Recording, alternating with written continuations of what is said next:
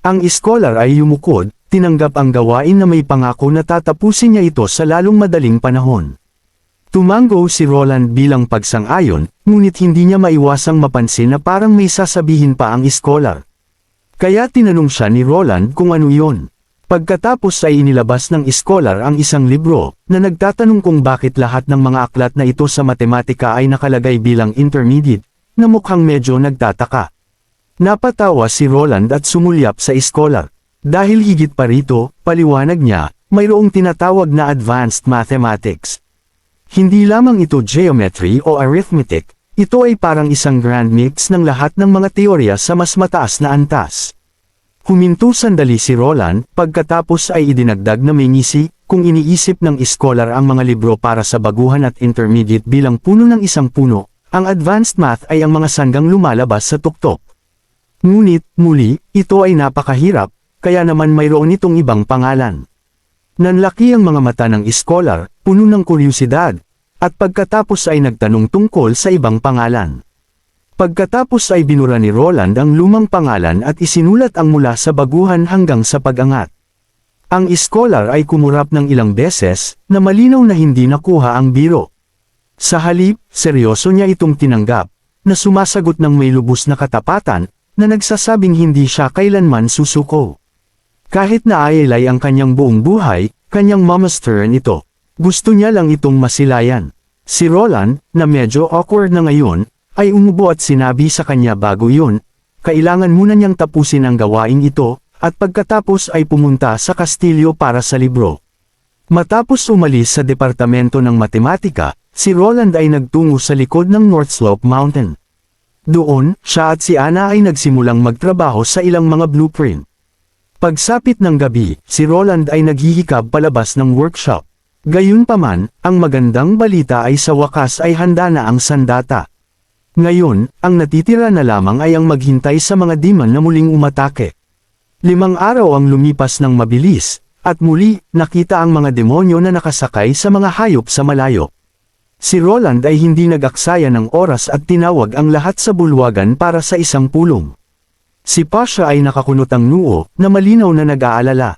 Naniniwala na ito ay medyo masyadong maaga, batay sa nakaraang karanasan. Ang pangalawang alon ay karaniwang dumarating pagkalipas ng 2 linggo hanggang 1 buwan. Lalo na para sa mga lungsod tulad ng Neverwinter, na hindi maaabot sa loob lamang ng 1 araw. Tinanong ni Roland, bakit ganoon? Paliwanag ni Pasha, para hayaang kumalat ang mga chismis. Sa oras na kumalat ang balita at magsimula ang gulat, kahit anong mga pangako ang gawin ng mga Panginoon. Ang pangalawang pag-atake ay lubusang dudurog sa tiwala ng mga mortal. Nag-isip sandali si Roland. Bago siya makasagot, si Alethea, na mukhang balisa, ay nagtanong, kaya, ano ang plano? Walang pag-aalinlangan, sumagot si Roland, papabagsakin nila ang mga ito. Medyo masikip ang oras, at ang bagong sandata ay sumailalim lamang sa isang pagsubok. Ngunit ang mga mangkukulam ay bumalik na, at sa pagkakataong ito ay handa sila. At sa pagkakataong ito, wala nang paglalaro ng depensa. Tumingin siya kina Nightingale, Maggie, at Lightning, na binibigyan sila ng matatag na tango. Na nagsasabi sa kanila na sumunod lamang sa plano. Gayunpaman, inutusan din niya sila na ang kanilang sariling kaligtasan ay ang pinakamahalagang bagay. Ang 2 babae ay sabay na itinaas ang kanilang mga kamay, nakangiti, at nagsabing nakuha. Bumunghalat ng tawa si Nightingale habang sinasabi kay Roland na huwag mag-alala. Babantayan niya ang 2 musmos na ito. Ipinagmamalaki ni Lightning ang kanyang dibdib na malinaw na hindi natutuwa na tawaging musmos. Sumingit si Maggie ng mapaglaro, na nagsasabing kapag siya ay nag-transform, mas malaki siya sa kanilang 2. Si Lightning, na malinaw na hindi iyon ang tinutukoy, ay hinawakan ang kanyang dibdib sa pagkabigo. Ngunit bago pa matapos ang kanilang pagtatalo, kinuha sila ni Nightingale sa magkabilang batok ng kanilang mga leeg at kinalagkad sila palabas ng meeting room. Katahimikan ang pumuno sa silid pagkatapos noon. Sa isang sandali, lahat ay nagpipigil ng kanilang tawa. Pagkatapos ay lumingon si Roland kay Tilly, na ipinagkatiwala ang pagtatanggol sa mga pader ng lungsod sa mga Slandering Witches. Narito ako naghihintay ng magandang balita mula sa inyong lahat, sabi niya na may kalmadong ngiti. Sa kanyang utos, ang buong lungsod ng Neverwinter ay lumipat sa wartime mode. Nang makaalis na ang lahat, si Pasha na nasa screen pa rin, ay sumulyap kay Roland, mukhang medyo nag-aalala siya. Tinanong niya ito kung talagang sigurado siya tungkol dito. Naniniwala siya na ang malaking presensya ng mga mangkukulam ay magpapaisip muli sa mga demonyo sa kanilang pamamaraan. Malalaman nila na hindi ito kasing dali ng inaakala nila. Hindi na ito isang lungsod na pinamumunuan ng mga mortal, kundi isang lungsod ng mga mangkukulam. Na magiging dahilan upang ganap na magbago ang kanilang diskarte. Binigyan siya ni Roland ng nakakapanatag na ngiti dahil binalaan na siya nito tungkol doon. Ngunit dapat silang maging totoo dito. Ang digmaang ito ay darating, gusto man nila o hindi. Mas mabuting lumaban ng may plano kaysa mahuli sa gulat. Tumayo siya at lumakad papunta sa bintana, nakatingin sa mataong lungsod sa ibaba. Ang unang hukbo ay hindi laging ganito kalakas, sabi niya. Sa simula, sila ay mga ordinaryong mangangaso, manero at magsasaka lamang. Ngayon ay humaharap sila sa ibang uri ng kaaway. Ngunit habang mas marami silang laban, mas maraming tiwala ang kanilang makukuha. Sa oras na dumating ang totoong banal na digmaan, hindi sila magkakagulo sa gulat. Tumama ang mga salita ni Roland kay Pasha. Natagpuan niya ang kanyang sarili na naantig ng kanyang determinasyon. Sa mga sandaling tulad nito na siya ay naiiba sa mga ordinaryong mortal, naisip niya. Ngumiti si Roland at idinagdag, ang mga mortal ay hindi tinatawag na mga mortal dahil sila ay mahina. Kundi dahil talagang napakarami nila. Kaya naman ang kanilang lakas ay madaling nakakaligtaan. Sa mundo ng panaginip, may mga kwento tungkol sa mga immortal na nilalang tulad ng mga sinaunang Diyos. Mga fire dragon, kahit ano pa, gayon paman. Lahat sila ay tinatalo ng 40 ordinaryong tao. Nanlaki ang mga mata ni Pasha sa hindi paniniwala, nagtataka kung may mga kwento talagang ganoon. Tumango si Roland na may mapaglarong kislap sa kanyang mata. Ayan ang punto. Kung naniniwala ang mga demonyo na ang Neverwinter ay purong lungsod ng mga mangkukulam, iuugnay nila ang lahat ng mga pag-atake sa mga kapangyarihan ng mga mangkukulam. Ngunit hindi nila makikita ang mas malaking larawan. Ang Neverwinter ay hindi lamang isang lumang lungsod ng mga tao, ni hindi rin ito kabilang sa Federation. Ito ay isang pagsasanib ng dalawa, isang lungsod ng mahika at industriya. Habang lumilipat ang eksena sa pader ng lungsod ng Neverwinter, isang batang sundalo ang nakabantay. Nakatuon ang kanyang mga mata sa abot tanaw, takot na makaligtaan ang anumang senyales ng kaaway. Ang kanyang isip ay paulit-ulit na bumabalik sa imahe ng sibat na buto na tumagos sa kanyang kasamahan ilang araw na ang nakalipas, at isang alon ng takot ang humawak sa kanya. Sa sandaling iyon, may pamitik sa kanyang balikat. Si Vayner iyon, na inakbayan siya at nagsabi, "Huwag kang mag-alala, bata. May bagong sandata si Haring Roland. Wala silang laban sa atin ngayon." Malapit sa kanya, sinusuri ng mga crew ng machine gun ang kanilang mga bala, paulit-ulit na tinitingnan ang lahat. Bigla, sumigaw ang isang sundalo mula sa tore ng bantay. "Target spotted 10 o'clock."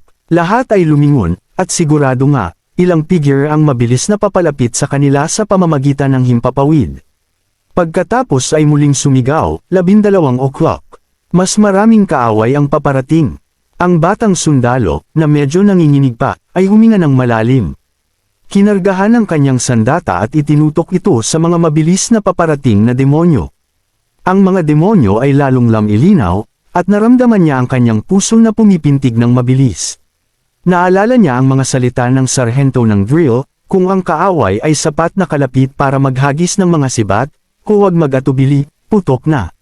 Ngunit bago iyon, huwag itutok sa kanila ng direkta.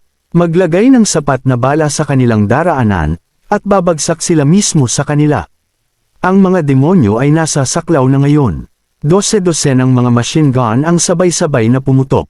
At agad na sumabog ang isang lalagyan ng demonyo sa isang putok ng apoy.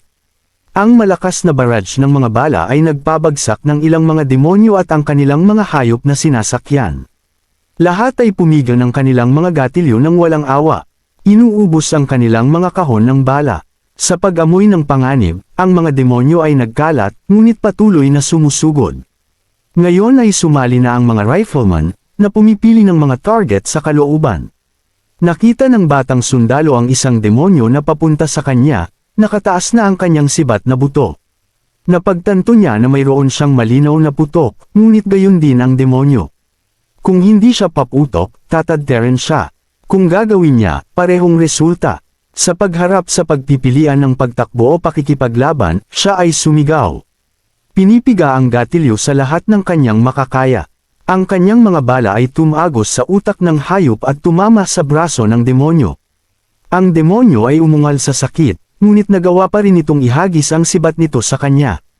Hindi siya umurong. Sa halip, patuloy niyang hinayla ang gatilyo, tumataas ang kanyang takot, ngunit ang kanyang mga binti ay nanatiling matatag. Sumigaw siya, "Hindi ako duwag." Bigla, isang hadlang ang lumitaw sa kanyang harapan. Hinaharangan ang sibat na buto na nakatutok sa kanya. Gulat, lumingon siya upang makita ang isang masayang mangkukulam na nakatayo sa kanyang tabi. Siya ang nagprotekta sa kanya. Nakangisi, sinabi niya, "Ano ang iyong pinagsasabi?" "Siyempre, hindi ka duwag." Sa pader, ang bagong sandata, o marahil ang tinatawag ni Roland na mga anti-aircraft machine gun. Inayos ang kanilang mga anggulo, walang tigil na pumaputok sa mga demonyo. Ang mga sibat na buto ay alinman sa nailihis o tumama sa mga pader na bato, na walang naiwang nasawi sa ngayon. Ang mga bala ay tumagos sa mga pakpak at katawan ng mga hayop. At iyon ang sandali na pinatunog ang sungay ng isa sa mga demonyo. Agad iniulat ni Sylvie sa pamamagitan ng communication room na nagsisimula ng umatras ang kaaway. Sa kabilang banda, sumagot si Lightning na tanggap ang mensahe. At tamasahin ang palabas mula sa dakilang explorer. Sinubukan ni Sylvie na babalaan siya na mag-ingat, ngunit bago pa niya matapos. Ang tunog ng humahagupit na hangin ay pumuno sa kanya. Sa isang iglap, si Lightning ay nasa himpapawid na, hila-hila si Ash kasama niya. Hindi pa sila napapansin ng mga demonyo, at para kay Lightning ito ay hindi naiiba sa oras na binombo niya ang maharlikang kabisera. Maliban sa pagkakataong ito, ang kanyang bomba ay si Ash. Hinugot ni Ash ang kanyang malaking espada sa ere. Nakita siya ng isa sa mga demonyo at sinubukang itaas ang kanyang sibat na buto bilang depensa. Ngunit bago pa ito makagawa ng anumang bagay, hinati ito ni Ash sa dalawa. Mula sa tuktok ng kanyang ulo hanggang sa gitna ng kanyang katawan. Kahit ang hayop na kanyang sinasakyan ay nahati sa dalawa. Ang iba pang mga demonyo ay mabilis na lumingon, nagkakalat. At ang isa sa kanila ay nagsimulang lumaki ang kanyang braso, naghahanda na maghagis ng isa pang sibat. Ngunit bago pa ito makakilos, si Maggie, na ngayon ay nasa kanyang malaking anyo ng hayop kasama si Nightingale na nakasakay sa kanyang likod, ay sumisid pababa mula sa langit patungo sa mga demonyo. Dalawang sibat ang inihagis, na humahagupit patungo kay Maggie, ngunit sa isang kisap mata. Bumalik siya sa kanyang anyo ng matabang kalapati, na naging dahilan upang ang parehong mga sibat ay ganap na sumablay.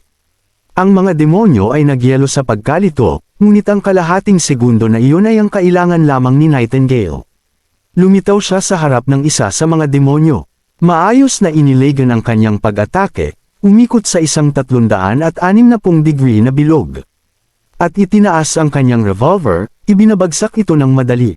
Bumalik si Maggie sa kanyang anyo ng hayop sa tamang oras upang saluhin si Nightingale. Sa pamamagitan ng mabilisang pag-aayos, sumugod si Maggie patungo sa huling natitirang demonyo.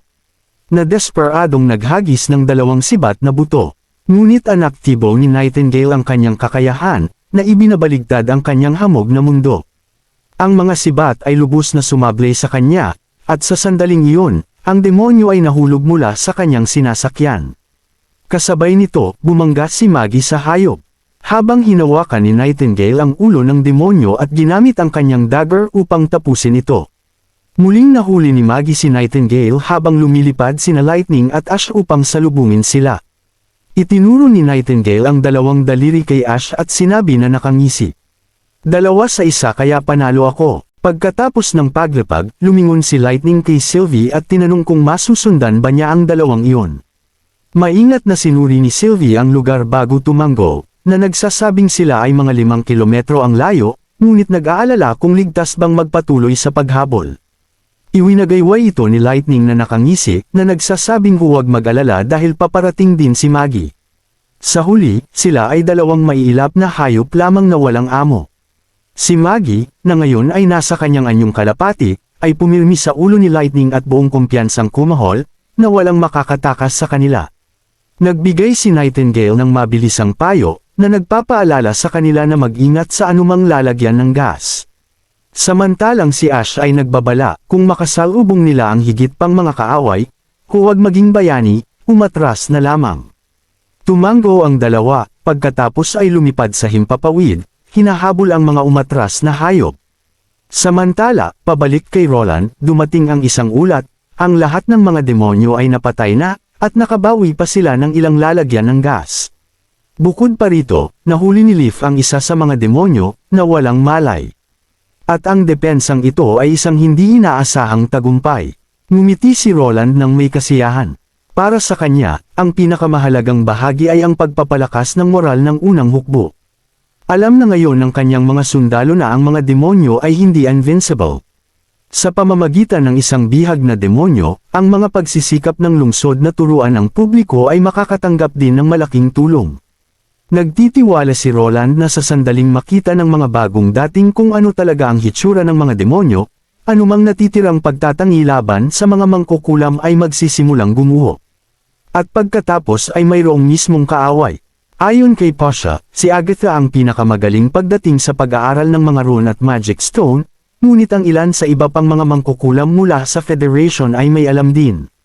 Maaari nilang gamitin ang mga bangkay ng demonyo upang lumikha ng higit pang mga rune. Kasabay nito, napatunayan ng labanan na ito ang isang bagay, ang mga heavy machine gun ay bahagyang sapat para sa anti-air combat. Sigurado, nanalo sila sa pagkakataong ito, ngunit iyon ay salamat sa dami ng firepower na inilabas nila. Sa pag-iisip nito, hindi mapigilan ni Roland ang maghangad ng isang tunay na Air Force, isa na maaaring duminahin ang kalangitan ng malaya. Ngunit sa ngayon, isinantibi niya ang mga iniisip na iyon. Makalipas ang ilang minuto, ipinatawag niya si Berev. Napagpasyahan ni Roland na magdaos ng isang malaking pagdiriwang sa gabing iyon sa Central Square, na ginagawa itong masigla hanggat maaari. Hindi lamang ito tungkol sa tagumpay, bahagi rin ito ng pagsisikap sa advertisement. Tumango si Berev, na nagsasabing naiintindihan niya. Nang gabing iyon, ang pagdiriwang ay nasa buong sigla. Ang buong lungsod ng Neverwinter ay lumabas upang magsaya sa tagumpay ng araw. Kinabukasan ng umaga, isang batang lalaki ang nakatanggap ng isang liham. Naaalala mo ba siya? Siya si Snake Fong, isang kaibigan ni Paper, o minsan ay sinubukan niya itong protektahan sa Changu Stronghold noon. Siya at ang kanyang mga kaibigan ay nasa ilalim ng kontrol ng lokal na gang ng mga rats hanggang sa sila ay palayain ng mga puwersa ni Roland. Matapos mailigtas, nagpasya si Snake Fong na magtungo sa border town upang magtrabaho. Anyway, balikan natin ang kwento. Narinig ni Tiger Claw na may kumakatok sa pinto at naglakad papunta roon. Nagtataka, naisip niya na off day nila ngayon. Iwinagayway ni Snake Fong ang kanyang kamay, na nagsasabing hindi siya ang boss kaya maaari siyang bumalik sa pagtulog. Binuksan niya ang sobre at nakita ang dalawang liham, kasama ang isang opisyal na dokumento. Ito ang kanyang Neverwinter Residency Card, na siyang patunay na isa na siyang kinikilalang mamamayan ng lungsod. Nakatingin sa kanyang sariling larawan sa card, nakaramdam si Snake Fong ng pagmamalaki. Sa wakas ay naging bahagi na siya ng lungsod na ito, isa sa mga residente ni Haring Roland.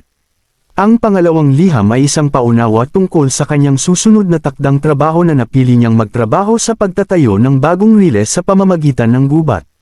Si Tiger Claw, na curious gaya ng dati, ay sumilip sa kanyang balikat at tinanong kung ano ang nakasaad dito.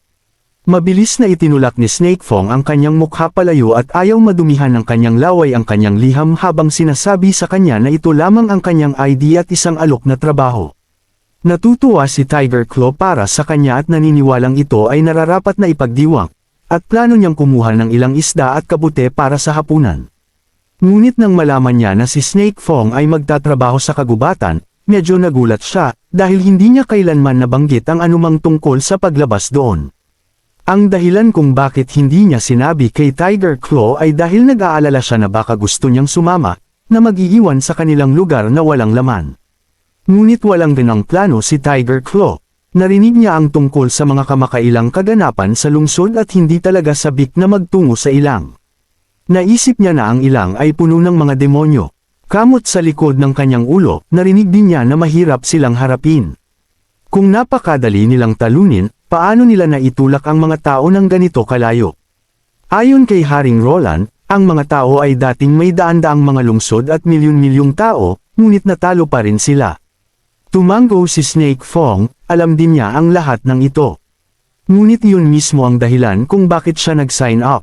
35 silver coins sa isang buwan, na may 6 na buwang bayad at kahit na ang pagkakataong bumili ng isang two-room house. Kung palalampasan niya ang pagkakataong ito, sino ang nakakaalam kung kailan darating ang isa pa?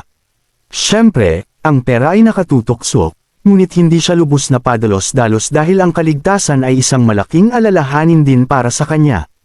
Ang magandang balita ay ang pangunahing construction team ay poprotektahan ng unang hukbo at ang mga mangkukulam ay kasama rin, kaya hindi nila kailangang lumaban.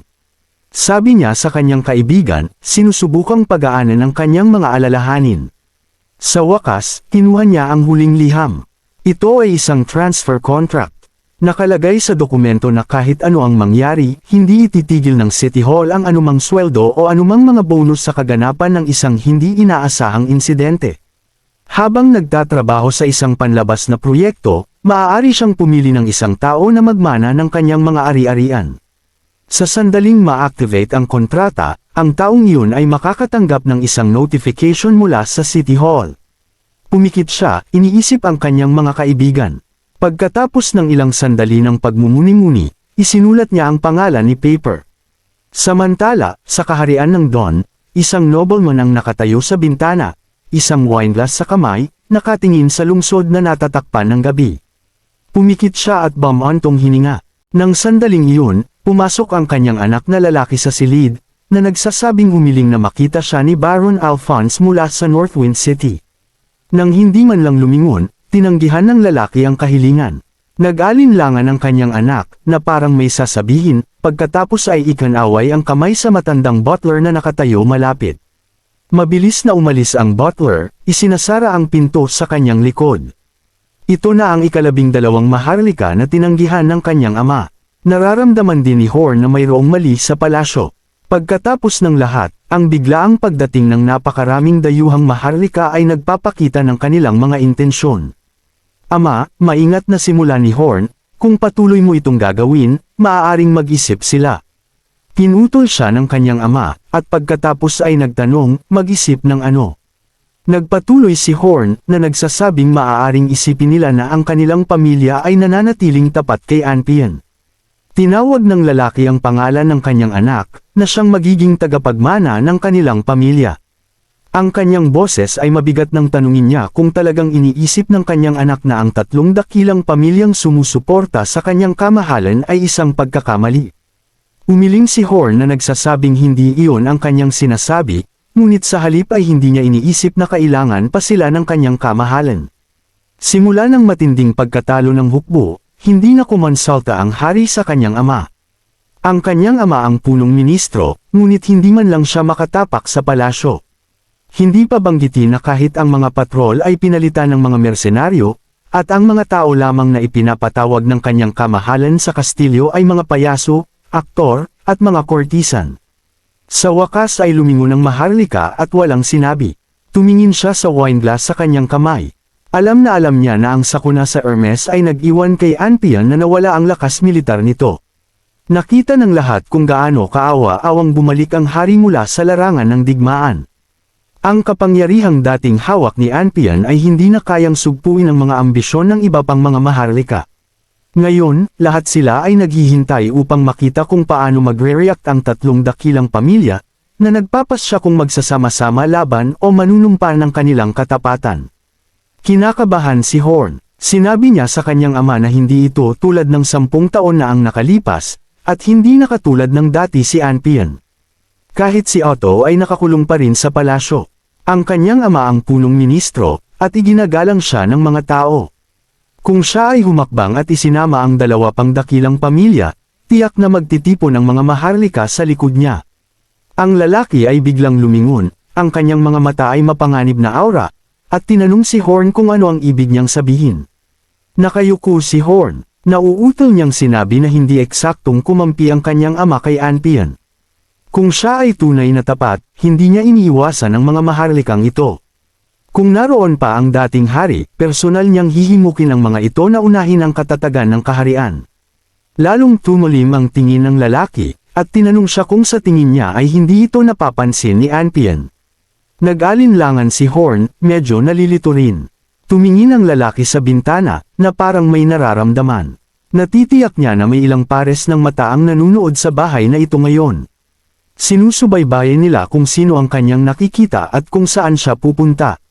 Kung makarating kay Anpian ang balita na nakikipag-usap siya sa mga maharlikang ito, madaling hulaan kung ano ang mangyayari sa kanya. Bagamat maaaring nawala ni Anpian ang buong orden ng mga kabalyero, hindi ito nangangahulugan na mahina ang kanyang kapit sa kabisera. Simula nang siya ay koronahan, pinalitan niya ang mga gwardya ng palasyo ng kanyang sariling mga tapat na tauhan. Nangangahulugan ito na sa oras na nakatayo ang sino man sa bitayan, na nakabitin sa lubad, walang mga maharlika ang darating at magliligtas sa kanya. Ibinagsak ng lalaki ang kanyang kamay sa mesa, tumataas ang kanyang boses, na tinatanong kay Horn kung naiintindihan na niya kung bakit tanging ang mga dayuhang maharlika ang kumakatok sa kanyang pintuan at hindi ang dalawa pang dakilang pamilya. Ngunit pagkatapos ay itinanong kung bakit hindi na lang sila umatras sa kanilang sariling mga lupain. Ang kanyang ama ay mayroon pa ring mga kabalyero, mersenaryo, maaari silang mag-recruit ng higit pang mga sundalo kung kinakailangan. Dahan-daang umiling ang kanyang ama. Ang pamilya Queen ay masyadong matagal nang nakaugat dito. Mayroon silang mga sangay, malalayong kamag-anak, negosyo, impluwensya. Kahit na makalusot siya sa lungsod, hindi niya maisasama ang lahat.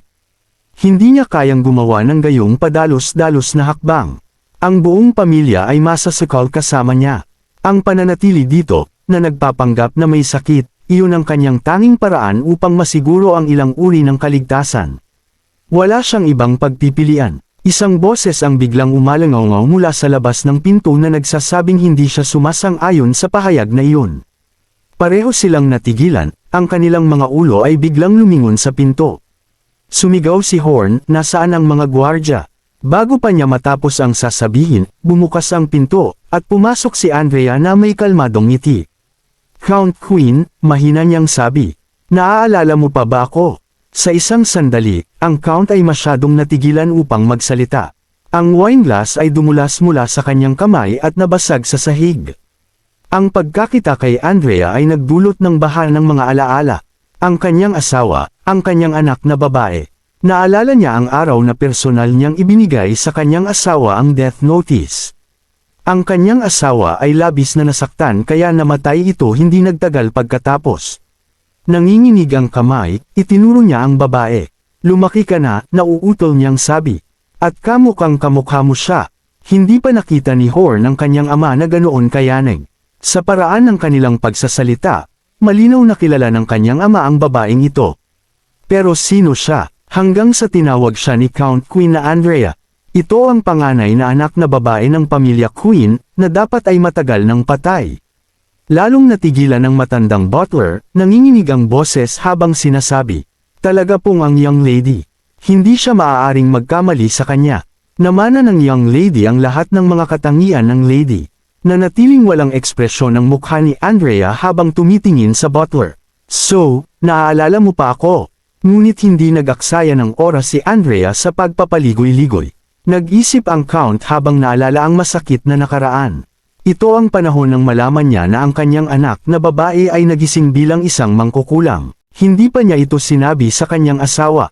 Para protektahan si Andrea, itinago niya ang pagkamatay sa pamamagitan ng pagpapalunod sa mga alipin na nagsabi sa kanya tungkol dito.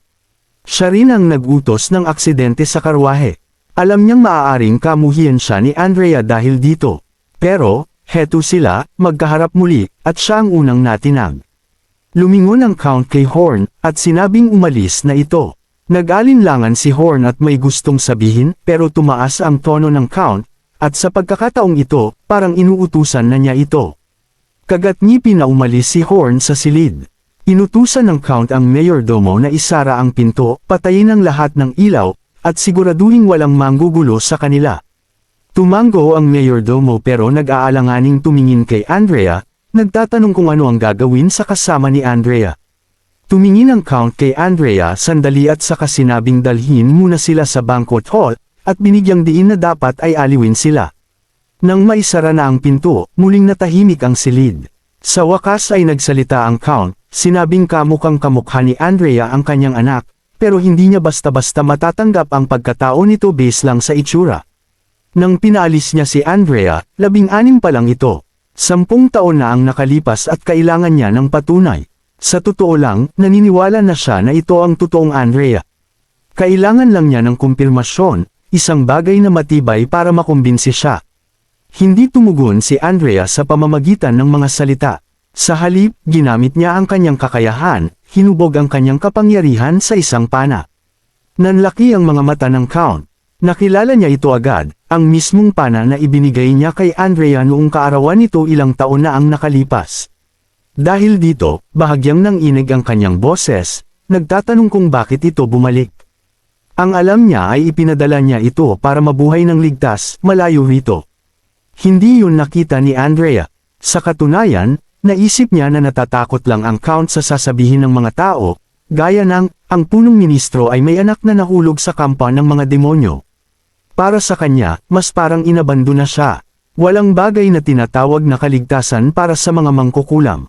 Kung hindi siya sapat na mapalad na makahanap ng iba pang katulad niya, malamang napatay na siya ngayon.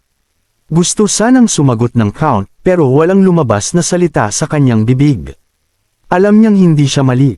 Gayunpaman, hindi narito si Andrea para ungkatin ang nakaraan.